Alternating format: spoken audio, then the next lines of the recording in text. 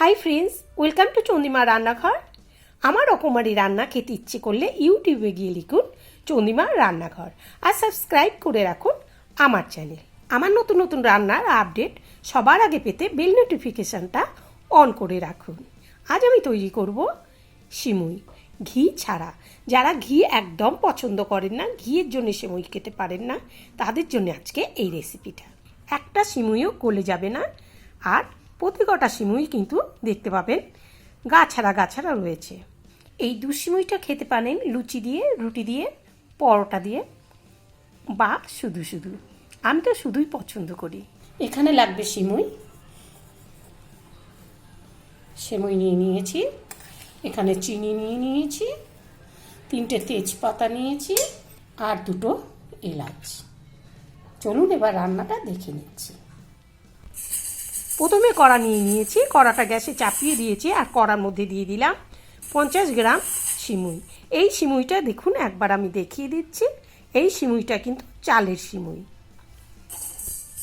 এবার এই সিমুইটাকে ভালোভাবে নাড়াচাড়া করে আধা মিনিটের মতো ভেজে নেব, যত টাইম সিমুইয়ের গায়ে একটু লালচে ভাব না চলে আসে।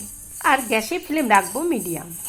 আধা মিনিট নাড়াচাড়ার পরে এবার সিমুইটাকে একটা পাত্রে নামিয়ে রাখছি। এবার কড়াতে 1.5 লিটার জলের মধ্যে দিয়েছি হাফ লিটার দুধ। যখন দুধটা গরম হয়ে যাবে, বেশ একটু বুড়বুড়ি হবে, এই টাইমে দিয়ে দিচ্ছি 3টে তেজপাতা আর 2টো এলাচকে থেতো করে দিয়ে দিলাম।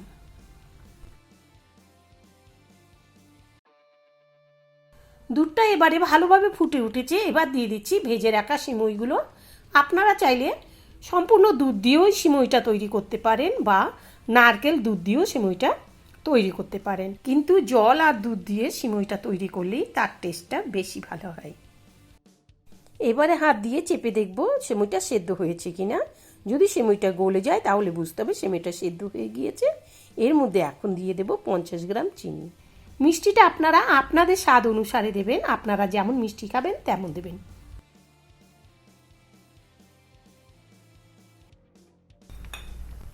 এবারে চিনিটা দিয়ে আবার একবার নেড়ে চেড়ে দেবো, যাতে তলাতে চিনিটা লেগে না যায়। চিনিটাকে ভালো করে গালিয়ে দেব।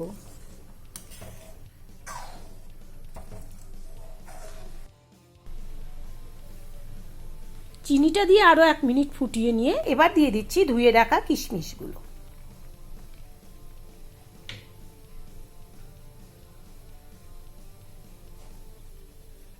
এবার একবার আপনাদের আমি এটা নাড়িয়ে দেখাচ্ছি। দেখুন, একটা সিমুই কিন্তু ভেঙে যায়নি, গলে যায়নি, সবাই গা ছাড়া রয়েছে। এরকম জল জল অবস্থাতে কিন্তু নাবাতে হবে, নয়তো সিমুই নাবাবার পরে অনেকটাই জমে যায়। এই অবস্থায় নাবিয়ে দিলেও দেখবেন সিমুইটা অনেকটাই জমে গিয়েছে। তৈরি হয়ে গেল দুধ সিমুই। এবার গ্যাস ফ্লেম অফ করে দিচ্ছি, ঠান্ডা হলে পরিবেশন করে দেব। এবারে দেখুন ঠান্ডা হয়ে গিয়েছে, আমি পরিবেশন করে দিয়েছি। দেখতে কেমন ইয়াম্মি হয়েছে। যেমন দেখতে সুন্দর হয়েছে তেমন কিন্তু খেতেও সুন্দর হয়েছে। আপনারা ঘরে তৈরি করুন আর তৈরি করে লিখুন কেমন হয়েছে। যদি ভিডিওটা বন্ধুরা আপনাদের কাছে ভালো লাগে তাহলে লাইক, কমেন্ট এবং শেয়ার করতে ভুল করবেন না।